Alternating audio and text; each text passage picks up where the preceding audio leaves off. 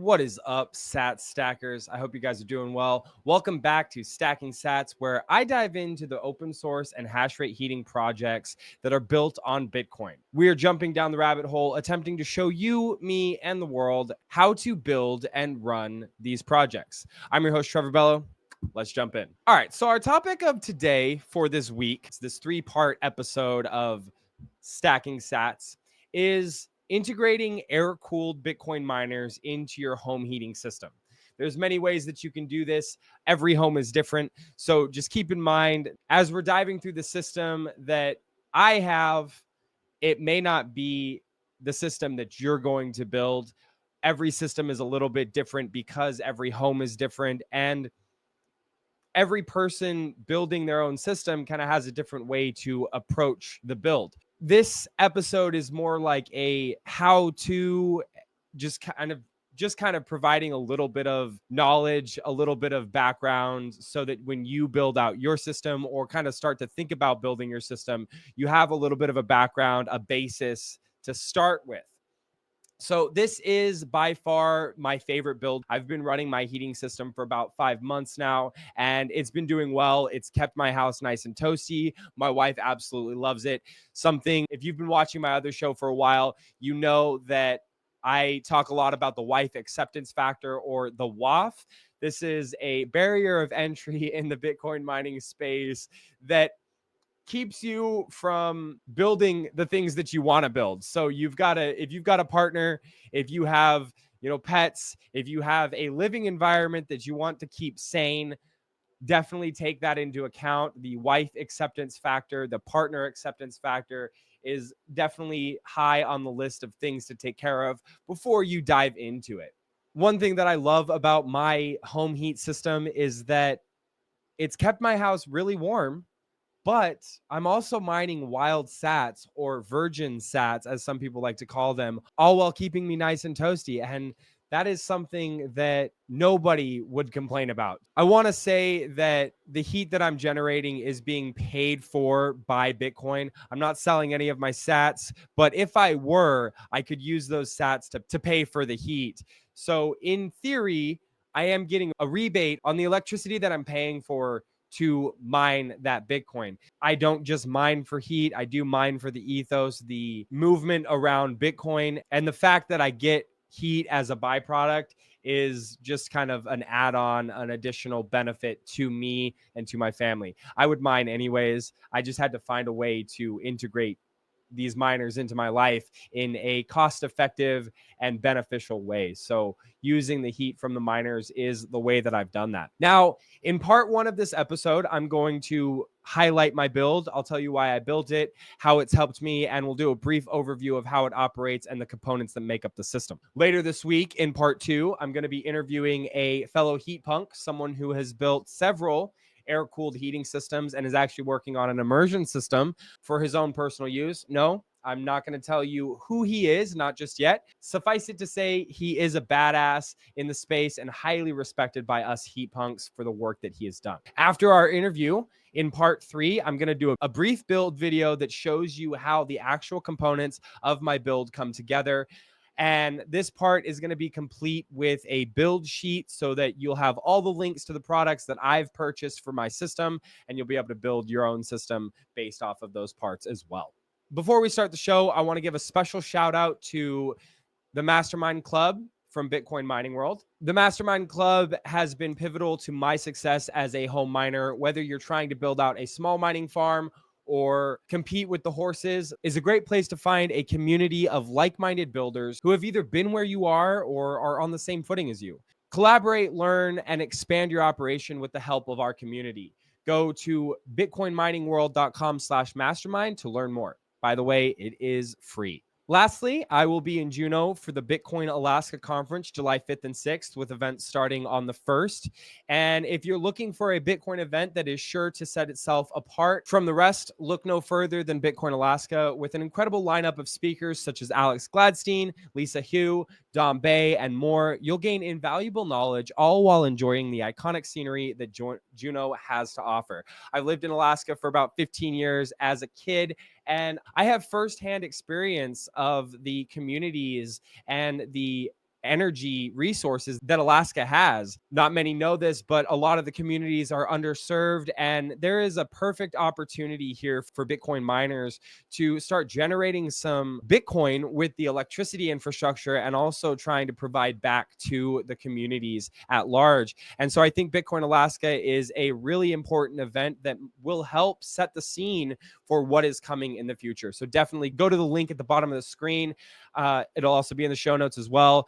Get your tickets to Bitcoin Alaska. Come out, see the glacier. It's going to be a great event, and I'm really super excited for it. All right, now that all of that is out of the way, let's talk about air-cooled mining systems. I've discussed it on my show countless times, and I'm just going to reiterate here.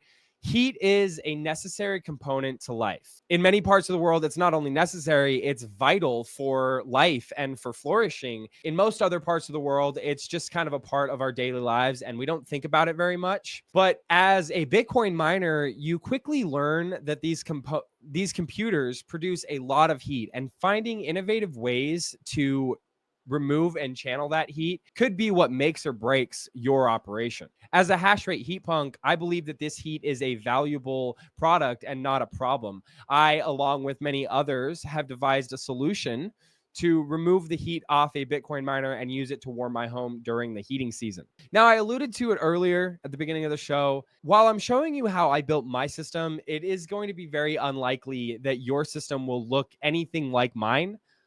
That's because, as I said, every home is different, and each person, each builder, each Bitcoin miner is different as well. So the methods that you use, the solutions that you come up with are going to be a lot different. So make sure you take everything you see here with a grain of salt and use it as a way to help you in your situation, but not the end all be all for how you should build your own heater. And also keep in mind that while we're talking about air-cooled systems here, there are other ways, other methods to warm your home and also integrate that heat into other systems as well. So the air-cooled systems, great the house, going through your ducting into your HVAC and that sort of situation. But if you want a more complete system, something that integrates into your hot water, something that integrates into a pool, and maybe even other heating solutions, you might look into immersion or even hydro.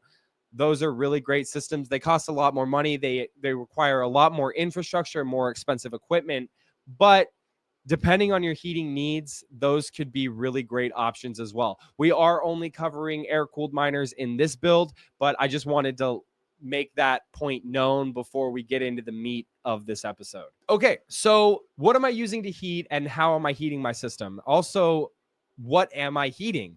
So I guess I'll start with the last part of that is I live in a small 800 square foot manufactured home. It's looks like most trailers that you've seen before. You know, it's 14 feet across by about 60 feet long. And the furnace is in a central part of the home located in the middle.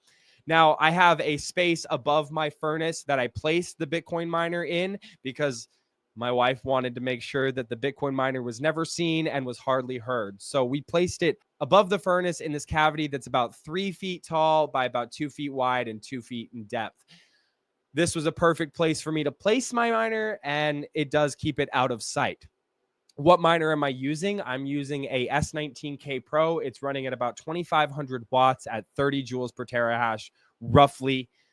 This is enough to heat my entire single wide manufactured home. It's done well over the past 5 months. I probably am going to be shutting it off here pretty soon because we're getting into the warmer months. Probably have about another month before that miner gets turned off completely, and we wait until next season. And this will be a great opportunity for me to pull the miner out, clean it up really well, and just place it back in there because you want to make sure you're maintaining your machines. It's not like an HVAC system. You can't just set it and forget it. I am using several components to help me monitor and manage my Bitcoin miner.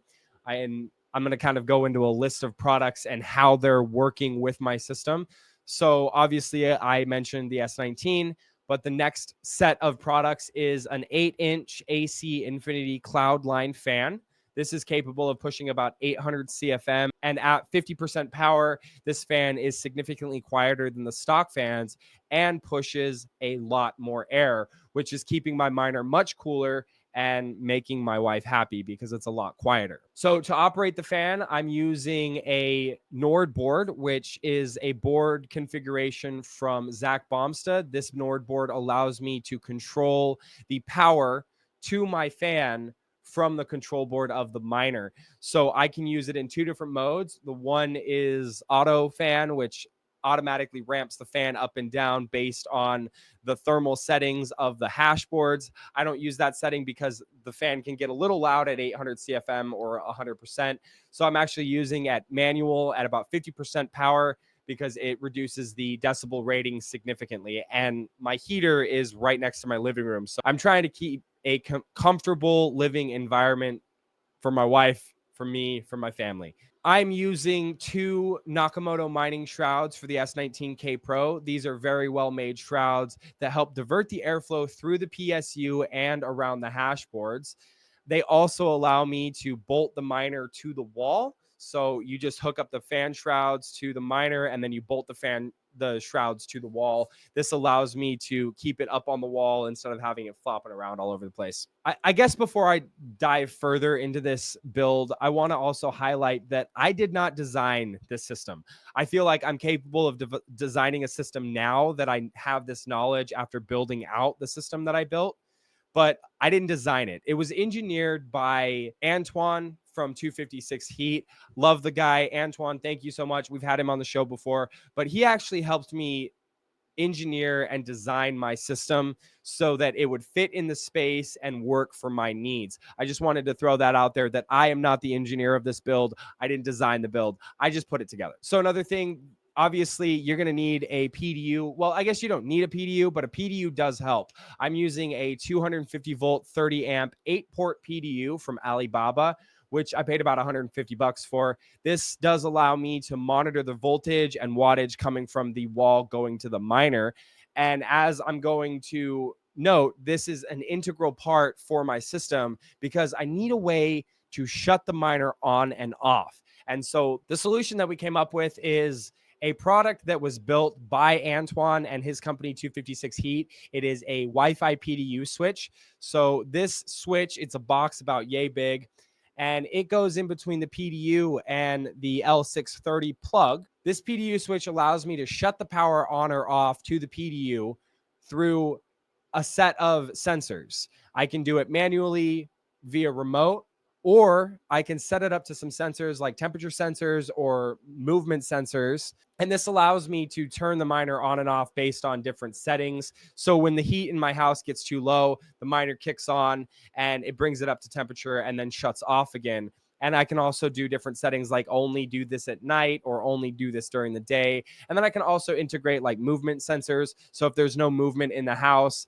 those won't turn on. And if somebody moves, then it'll kick those sensors back on. So there's a lot of really cool things that I can do with this. I am using this at the most basic level right now, but I do plan on integrating Home Assistant in the future, which will allow me to monitor other systems as well that I intend to build and also run this at a much higher level. I should also note that I'm using an adapter cable from my AC Infinity fan to my PDU, which allows me to shut the fan off as well when the PDU shuts off. So power is routed through the PDU to the fan through a cable. And I think it's just a standard 120 volt plug to a C13. And it's just like a small short plug like this, which allows me to plug it into the PDU because the AC Infinity fan is actually 240 volt and 120 volt. So it works off of both. Another thing that we integrated into the system was a small step down transformer. This allows me to get 120 volts from my 240 volt line, which allows me to plug in a second router in the cubby space, the compartment, so that I don't have to run a long 100-foot Ethernet cable or run a small adapter. So I actually get the full 5 gigahertz bandwidth or whatever it is from the Wi-Fi, and it's just integrated in there. And it was a really great solution from Antoine. And also I could plug in other things in there if I want to. I don't have anything to plug in right now, but maybe I do some cool lights or something. I don't know. There was a bunch of odds and ends for this build, some of which I'm probably not thinking about here, but if I do think of them, I'll make sure to put them in the build sheet so that you have that. But a couple of things that we got, we had a ton of different cabling. We had the C13 to C14 cables from the PDU going to the miner. We had a cable from the PDU to the Wi-Fi PDU switch. And then we had a splitter cable coming from the power source or going to the PDU switch, and then a splitter that came off of that and went to the step down transformer. So it's just got a bunch of random cabling that you'll see in part 3 of this episode. I guess I should also highlight how I got power to the system, because obviously it's a 240 volt system. Like I mentioned in the beginning, I'm right above my furnace. My furnace is powered with 240 volts. It's got two 30 amp breakers or double pole 60 amp breaker inside of the breaker box. And what I did is at the breaker inside of the furnace, I just pigtailed off of that. So there's actually a breaker there. I think they're 30 amp breakers, but there's a breaker there that goes up through the splitter cable going up to the PDU and the transformer. So if anything happens there, if there's a surge, it'll actually flip the breaker on the furnace and then stop the whole system from working. But then it goes into the Wi-Fi PDU switch, which has its own breakers as well. And then it goes into the PDU, which has its own breaker as well. So I've got multiple different breakers for redundancy. The system works very well. I'm very happy with it. Antoine also built me a cover plate for the wall that you'll see in the videos, and sent me a Y splitter. So coming out of the Nakamoto fan shroud goes into a splitter, which then splits off into two different ductings. So one at the top, one at the bottom, and they've got vents on them, which have directional flow. So I'm able to push air one direction and the other direction down the hallway. And I'll kind of show you guys how that works as well in the video. And the last thing that I added in this build, which is completely optional, but I think does help for longevity purposes, and it also keeps the air clean in my house, was a filter from Ixtech. This is a 8-inch fan filter. It plugs onto the AC Infinity fan. It's about yay big. And it has a MERV 3 filter material on it, which I can actually switch out from MERV 8, which is a higher concentrated filter material, and it filters out finer particulates. But this is just in an effort to keep the miner clean so that any of the dust and hair in my house, I've got pets, none of that is being sucked into the miner. I don't want that stuff in my miner. I want to keep it as clean as possible. And it also keeps that wife acceptance factor up because I'm filtering the air in my house. All right, so like I said, I'm probably missing a bunch of things, and I'll have them listed in the build sheet. But all in all, I love my air-cooled Bitcoin mining heater, and so does my wife and my kid and my pets. So the family is very happy. It's conducive to a healthy living environment for me. It cost me, without the miner, it cost me about $2,200. With the miner, depending on the price that you get, whether you get a used miner or a new miner, you're looking anywhere between 3 and 4. So keep in mind that this wasn't a cheap build by any means. I could have definitely just left the heater going the way that it was, but I wouldn't be mining any sats. And also, one of the reasons why I decided to do this heater was because the ducting under my house for my existing HVAC system had rats living in it. So obviously every time I turned on my heater, I was pushing air in my house that smelled like rats. And that's just not a great thing to be living with and around.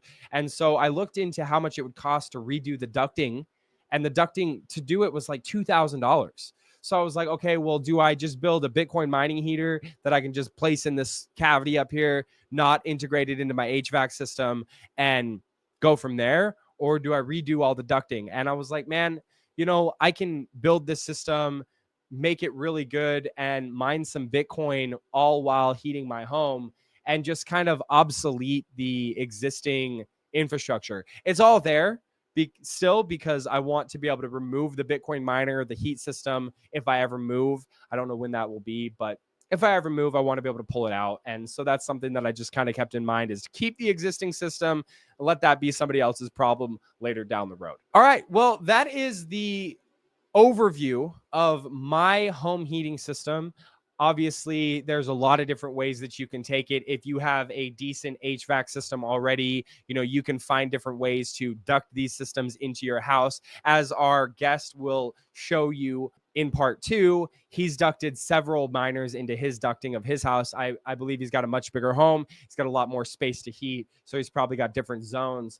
But there's many ways that you can integrate the air-cooled miners into your house and feel relatively safe knowing that you're getting high quality heat at a fraction of the cost, because you're getting a rebate on that heat from the Bitcoin that you're mining. And I think it's a stat that Tyler Stevens showed. If you're hodling, the Bitcoin that you mine with the electricity that you spend is almost a moot point, because holding for 8, 12 years exponentially increases the value at which that Bitcoin was mined. So if you think about it in a long term and you're just hodling, then you kind of make more money. But that's neither here nor there. I'm not telling you what you should do with your Bitcoin. I'm just telling you how to build an air-cooled Bitcoin mining heater. With that, guys, I guess we'll end off this part of episode 4, the air-cooled hash rate heating system, whatever it is. If you guys have any questions, comments, concerns, you know how to reach me. All my contact information will be in the bottom of the show notes. If you want to help the show out, I would appreciate a like, a follow, a share, a subscribe, all the good stuff on all the different channels that you watch. That really goes a long way in helping the show grow, and it's free. And if you want to donate some sats because you got some lying around, there will be a address in the bottom of the show notes as well. You can send me some sats there. Or if you're listening on a value for value sharing platform, I'd appreciate some sats that way as well. But don't feel like you have to. Definitely, I appreciate your time just watching this video. If you build something cool, I would love to see it. If you have any ideas for me in the future, please share those as well. With that, guys, we have a lot of work to do. Let's keep building. Let's keep stacking.